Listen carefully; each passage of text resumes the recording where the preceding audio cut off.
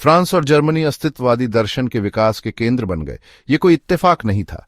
ये देश युद्ध से बहुत जख्मी थे। उन्होंने जो भयावहता देखी, उसने लोगों को जीवन की नाजुकता का सामना करने पर मजबूर कर दिया।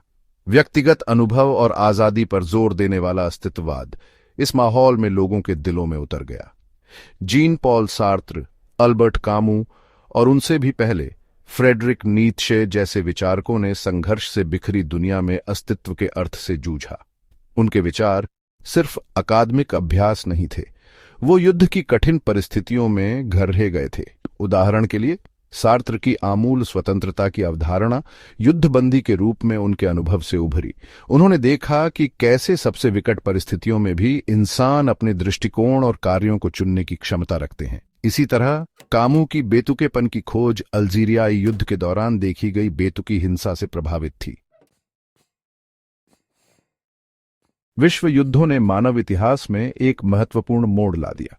वे केवल राष्ट्रों के बीच संघर्ष नहीं थे, वे तकनीकी प्रगति द्वारा संभव बनाए गए औद्योगिक पैमाने पर नरसंहार थे। मशीन गनों और जहरीली गैस जैसे नए हथियारों ने अभूतपूर्व पैमाने पर मौत दी। विज्ञान की भयानक शक्ति, जो कभी आशा का स्रोत थी, अब विनाश का साधन बन गई थी। तकनीकी शक्ति के इस भयानक प्रदर्शन का अस्तित्ववादी विचार पर गहरा प्रभाव पड़ा।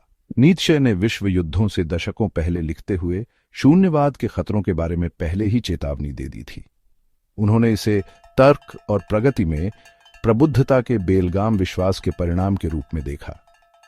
विश्व युद्धों ने उनके सबसे बुरे डर की पुष्टि की, जो शून्यवादी उद्देश्यों के लिए इस्तेमाल की जा सकने वाली तकनीक की क्षमता को प्रकट करते थे।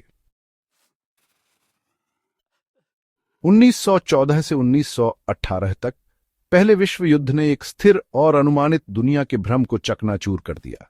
लाखों लोग खाइयों में मारे गए, साम्राज्य ढह गए। युद्ध का अंत शांति नहीं, बल्कि एक नाजुक संघर्ष विराम लेकर आया।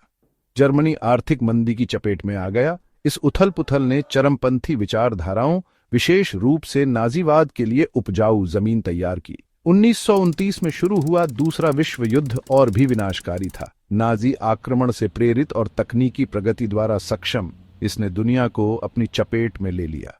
होलोकॉस्ट की भयावहता, हिरोशिमा और नागासाकी पर परमाणु बमबारी, इन घटनाओं ने मानव पतन की गहराई को प्रदर्शित किया। उन्होंने एक ऐसी दुनिया में अर्थ और आशा खोजने की तत्काल आवश्यकता को भी रेखांकित किया, जो दोनों से रहित प्रतीत होती थी।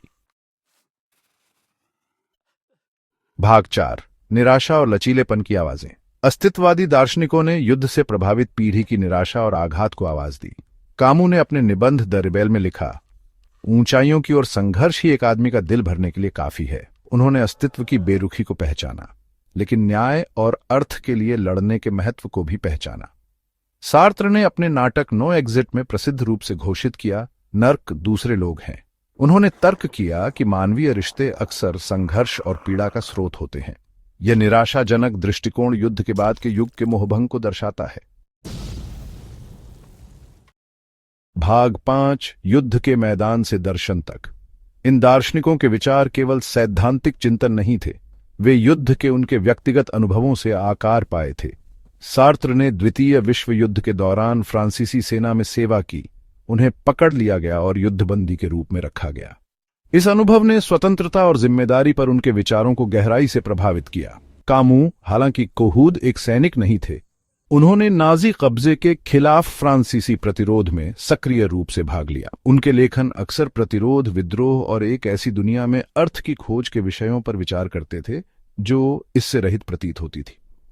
युद्ध से हमेशा के लिए चिह्नित इन विचारकों ने मानवता को अस्तित्व की बेरुखी का सामना करने और एक ऐसी दुनिया में अर्थ बनाने की चुनौती दी जो इससे रहित प्रतीत होती थी।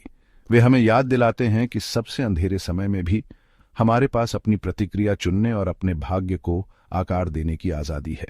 उन्होंने तर्क किया कि शांति की जिम्मेदारी सरकारों या संस्थानों के पास नहीं, बल्कि हम में से हर एक के पास है।